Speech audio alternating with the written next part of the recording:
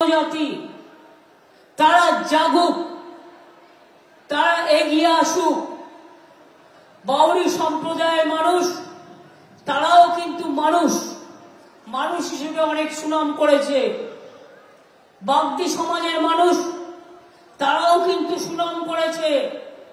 মহুয়া সম্প্রদায়ের মানুষ তারাও কিন্তু সুনাম অর্জন করেছেন। রাজবংশী পর্যায়ের মানুষ তারাও কিন্তু সুনাম অর্জন করেছেন। আমি নিজে কুরমালি ভাষা বলতে পারি, অলচিকিতে আমার নিজের কবিতার বই আছে। আমি মনে করি সব ভাষা, সব ধর্ম, সবাইকে ভালোবাসাই আমাদের সবচেয়ে বড় ধর্ম।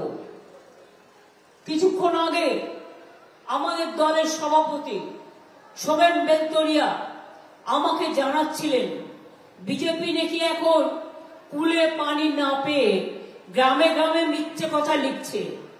এক তো সংবাদ মাধ্যমের মধ্যে দিয়ে মিথ্যে মিথ্যে প্রচার করছে। আমি এত বড় মিথ্যেবাদী প্রধানমন্ত্রী কোথাও দেখিনি।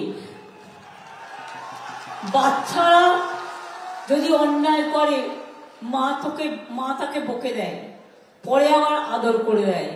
কিন্তু দেশের প্রধানমন্ত্রী যদি মিথ্যে কথা বলে তাহলে তাকে কি করতে হয়? তাকে ভোটটা না দিয়ে তার পার্টিকে ভোটটা বন্ধ করে দিতে হয়। আর এই দেশ থেকে যাতে আর কোনোদিন প্রধানমন্ত্রী না হতে পারে তার জন্য বিচার করতে হয়। গ্রামে গ্রামে নাকি লিখছে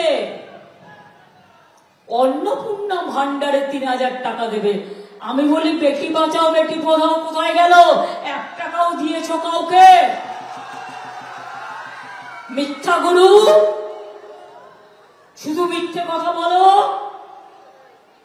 আবার গ্যাসের ছবি এঁকে দিচ্ছে, দিয়ে বলছে বিনা পয়সায় গ্যাস।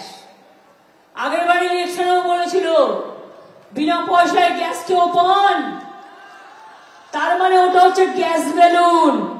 প্রধানমন্ত্রী গ্যাস বেলুনের থেকেও বড় গ্যাস বেলুন।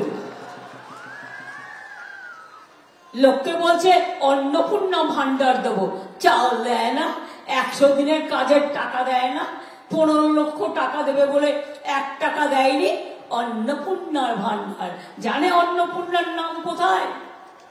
জানে অন্নপূর্ণা পুজো কাকে বলে? যদি দিতেই তাহলে এতদিন কেন দিলে না?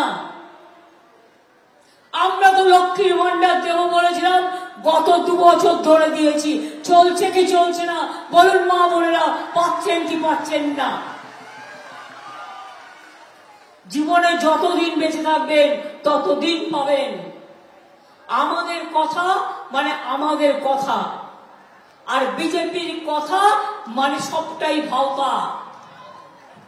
ইলেকশনের আগে বলে 15 লক্ষ টাকা করে দেব, ইলেকশনের আগে বলে বিনা পয়সায় গ্যাস দেবো, ইলেকশনের আগে বলে বিনা পয়সায় বিদ্যুৎ দেবো, আর ইলেকশন হয়ে গেলে ওদের আর পাত্তা থাকে না।